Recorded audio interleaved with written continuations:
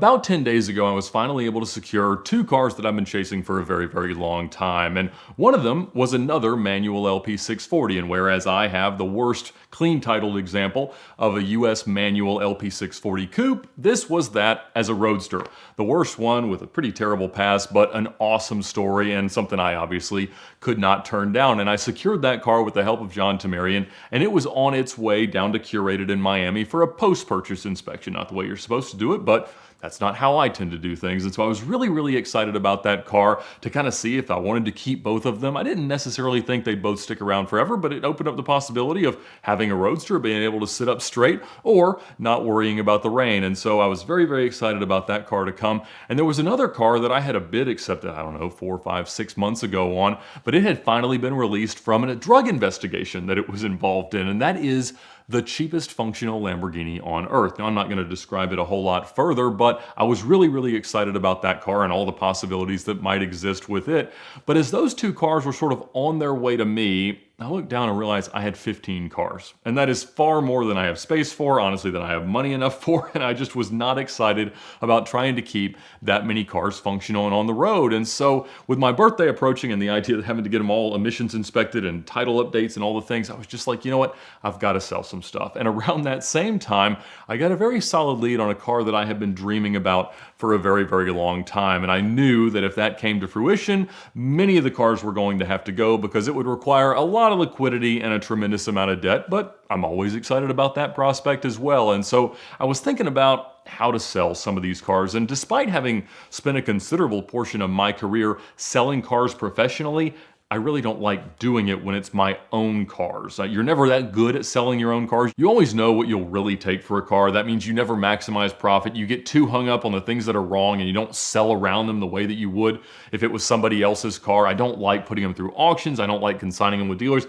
I like saying what I'll take and seeing if that works. And generally it does. But when I talk about meeting right smack dab in the middle at my original proposed price, that's because I try to price them reasonably. I try to move them fast, and I just try to get them gone. And so I wanted to do something like that. So I decided to just go to Instagram. And so I made a post with pictures of most of the cars. And I just said, look, I have something really exciting that I have the chance to buy. So a lot of the cars need to go. Everything is for sale. And I put an asking price that I felt was not a steal, but very appropriate and generally reflective of how badly I wanted to sell a car out there. And I said, look, you've all asked me if you ever want to sell this, that, or whatever. I want it. Here's your chance. Everything is for sale. Now, I knew that I probably wouldn't sell all the cars. For instance, I knew that I would only let one of the manual LP640s sell, but I was really impartial as to which of the cars win. I priced some things like the Cannonball CL55 that I never want to sell at $200,000. I'm like, I hope nobody thinks it's worth that. And nobody did, fortunately. But I listed everything, including a lot of the cars that people hadn't really heard about, including this cheapest functional Lamborghini on earth, but the intention was really never to sell that one. And fortunately, a sponsor stepped up with a tremendous idea of a great way to eventually dispose of that car, and I think you'll really, really enjoy it. So stay tuned for updates on the cheapest functional Lamborghini on earth. I'll avoid some spoilers here, but I listed some of the cars from the most recently filmed Car Trek series. That'll air late December, and even one car from a next year Car Trek series that I've already secured and will hopefully be here before too terribly long. And I'm not sure what I thought was going to happen. Honestly, I've never tried to sell cars that way. I put a few posts out there, like when I sold my S65 to Patrick Adair. He was the first person to respond when I had posted that on Instagram. But the idea of selling all the cars seemed a bit crazy. And within, I don't know, maybe 5 hours, I had sold 6 of the cars. And overall, I ended up selling 9. Now, fortunately, I ended up keeping my favorite cars. I kept the green LP640, I kept the Scud, I kept the CL55, and the 2904 S55, and then the car that was coming next year for Car Trek, and then I'll still have effectively the cheapest Lambo. But regardless, I also kept my wife's GL63. I listed it for sale, but she then said, Ed, you can't sell my car. So I kept those, and I was really, really amazed, shocked, and very, very happy with the outcome. Now, many of you speculated about what I might be buying, and serendipitously, a couple of days later, a Copart auction popped up for a 2019 Bugatti Chiron Sport, a red and black car with a little bit of melting to it because it was vandalized with fire in Miami. It was owned by a Dominican rapper named El Alfa El Jefe, and I had seen this. Many of you shared the post that he had put on Instagram and some others about the condition of the cars after they were attacked, supposedly by a competing record producer who he had refused to do a music video or a song or whatever with. But regardless, the car was hurt pretty bad, but it was hurt in an interesting way. Usually when cars catch fire, it's around the fuel tank or the engine or the transmission, stuff like that. In this car's case, it was very far from that. It was the front left corner. Now, it had managed to melt the top and bottom of the tub kind of around the A-pillar, and so it was really, really hurt, but supposedly the car would still start. Now, that's super duper exciting, and as soon as that happened, I knew that there's only 2 leasing companies that will honestly loan you enough money to buy a Bugatti Chiron, Premier Financial Services, and one that deals with a lot of rappers. And so I knew it probably wasn't Premier, so I called the other one, I know the president, and I said, hey, do you own this VIN, and is it perhaps with this rapper? And he said, I sure do. And I said, well, I'm sorry to tell you this, but I think it's on fire.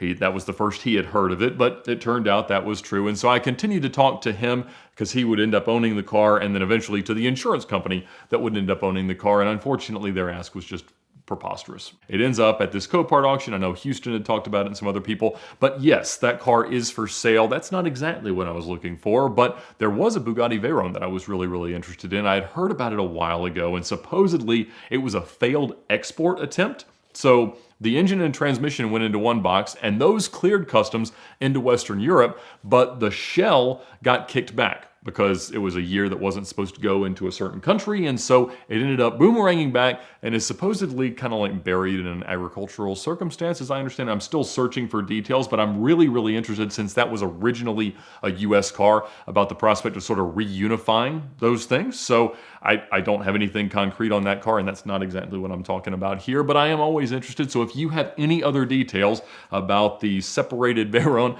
please do let me know. I would be very, very interested to find out. But regardless, there is another car that I'm very, very excited about. I am trying to buy, and now, fortunately, after liquidating these cars, I'm in a much better position to do so. Again, I don't think it'll materialize super duper quickly, but I knew that when it was available, I would have to not need to then immediately sell my cars, because quite honestly, I never thought it was possible to sell that many cars that fast. But thank you guys so much. Those of you that bought the cars, I got, I don't know, 3,000 messages, give or take, across all platforms of people trying to do it, despite me asking for you to send messages to a very specific email address. But regardless of whether you follow that instruction, I do really, really appreciate it. I apologize if I wasn't able to respond to your message directly. Most of the cars sold that did sell almost immediately, and the ones that didn't sell, I still had offers on that were either over my asking price on my LP640, or just very, very fair, but not enough to let me part with the cars that I really, really do love. One thing we really value here at VinWiki is that each of us represent a part of a car's story, and I'm really excited to see how the stories continue to develop. For instance, the SLR is headed overseas. There was a huge fan of VinWiki and also of Paris Hilton that saw that the car was for sale, immediately acted, paid me well over my asking price, and it is headed overseas fairly soon. And so that's all really, really interesting, that we kind of get the chance to not only learn about what happened to a car before, but also to follow along in the VinWiki app and see what happens to it next. And so I know that one will continue to live a very interesting life. It started out that way. I hope I've been able to add some to it, and I can't wait to see where it goes from here. So all the cars are headed to very, very exciting homes, at least the ones that are leaving, and I was left with the ones that I am really, really passionate about and honestly excited to keep.